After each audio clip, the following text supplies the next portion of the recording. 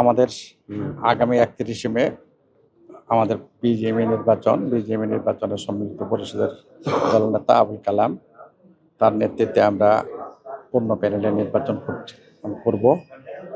আমাদের এই সম্মিলিত পরিষদ বিজিএমইকে দীর্ঘদিন ধরে নেতৃত্ব দিয়ে আসছে।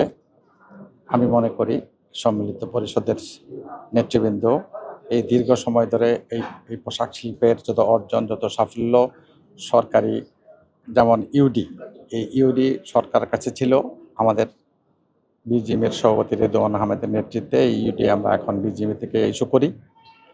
এরকম অনেক সরকারি কর্মকাণ্ড যা সম্মিলিত পরিষদের নেতৃত্বে বিজিএমিতে আনা হয়েছে। আজকে যে বিজিএমই ভবন, আমার মনে হয় এটি একটি অত্যন্ত সুন্দর সুরম্য একটি বিজিএমই ভবন তৈরি করা হয়েছে। সেটিও আমাদের সম্মিলিত পরিষদের অর্জন, সম্মিলিত পরিষদের সৃষ্টি। এবং পোশাক শিল্পের শুধু এই বিজিএমই ভবন নির্মাণ নয়, যে কোনো সমস্যায়, পোর্টের সমস্যা, সরকারি ব্যাংকের সমস্যা, কাস্টম সমস্যা, সব কিছুতেই বিজিএমই নেতৃবৃন্দ সবসময় সামনে থেকে নেতৃত্ব দিয়ে আসছে। আগামী দিনে আমাদের দলনেতা কালাম, উনি একজন প্রতিষ্ঠিত ব্যবসায়ী, উনি একজন বড় স্পিনিং মিলের মালিক, উনি একটা বড় নিট ফ্যাক্টরির বা ডাইং এবং নিটিং ফ্যাক্টরির মালিক, এবং দীর্ঘ 25-30 বছর যাবত এই শিল্পের সাথে জড়িত আছেন। এই শিল্পের সমস্যা উনি ভালোভাবে জানেন, বুঝেন, এবং এই বিজিএমইর পরিচালক হিসেবে উনি কাজ করেছেন। উনি জাতীয় রাজনীতির সাথেও জড়িত আছেন। আমি মনে করি কালাম এক যোগ্য নেতা হিসাবে। আমাদের সভাপতি ছিলেন মোশাররফ সাহেব, রেদওয়ান সাহেব, মোস্তফা গোলাম কুদ্দুস সাহেব, কুতুব সাহেব, আমি। বান্ডেল থাকলে প্রতি সেনমানিতে টাকা বাঁচবে। বিকাশ সেনমানি বান্ডেল কিনে জিতুন প্রতি লেনদেনে।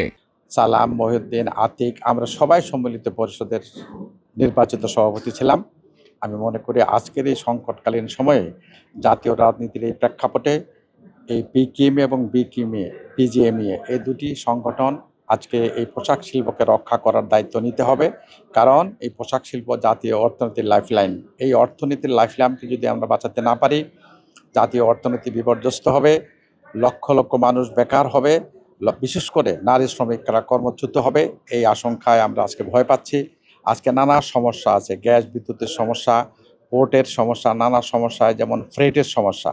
ভারত হঠাৎ করে আমাদের এই ফ্রেট বন্ধ করে দিয়েছে, সেই জন্যও আমাদের মালামাল পাঠাতে সমস্যা হচ্ছে। এই সমস্যারও সরকারের কাছে আমি দাবি জানাবো বিজিএমইর পক্ষ থেকে অবিলম্বে সিলেট এয়ারপোর্টকে যেন আমাদের এই ডেডিকেট করা হয়, এই আন্তর্জাতিক এই পর্যায়ে এই মালামাল পাঠানোর জন্য কার্গোর ব্যবস্থা করে আমরা যেন দ্রুত মাল বিদেশে পাঠাতে পারি, তার জন্য ব্যবস্থা করার জন্য আমি সরকারের কাছে দাবি জানাবো।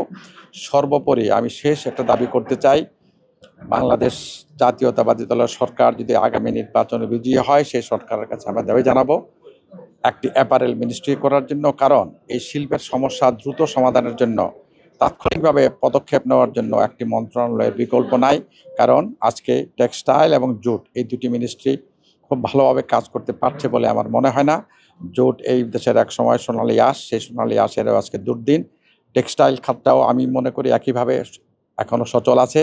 এই টেক্সটাইল এবং অ্যাপারেল দুটাকে মিলে একটি মিনিস্ট্রি করে এই সমস্যাগুলিকে তাৎক্ষণিক সমাধান দেওয়ার জন্য আগামী দিনে এই জাতীয়তাবাদী দলের সরকার যদি ক্ষমতায় আসে, একটি মিনিস্ট্রি করার জন্য আমরা দাবি করছি। আমাদের নেতা সম্মিলিত পরিষদের ইশতেহার সম্মিলিত পরিষদ নিজেই। আজকে আপনারা যে গার্মেন্টস শিল্পটি দেখতে পাচ্ছেন, সারা বাংলাদেশে বিশ্বের দরবারে পরিচিত একটি নাম বাংলাদেশ, মেড ইন বাংলাদেশ। এই মেড ইন বাংলাদেশ এবং বাংলাদেশের এই তৈরি পোশাক শিল্প বিশ্বের দরবারে যে সমাদৃত, এটা সব কিছুর মূলে কিন্তু সম্মিলিত পরিষদ। আমাদের এই সেক্টরে যত উন্নয়ন দেখতে পাচ্ছেন আপনারা, আজ পর্যন্ত শুরু প্রায় 45 বছরের জার্নি। আমি নিজে এই ট্রেডে প্রায় 35 বছর।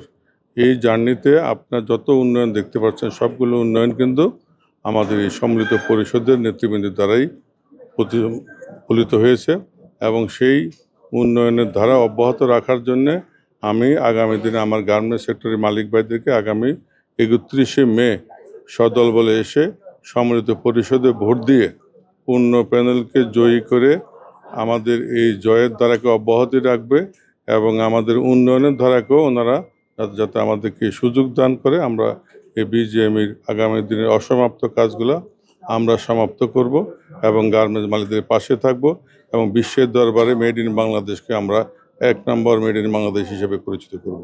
এটা আমাদের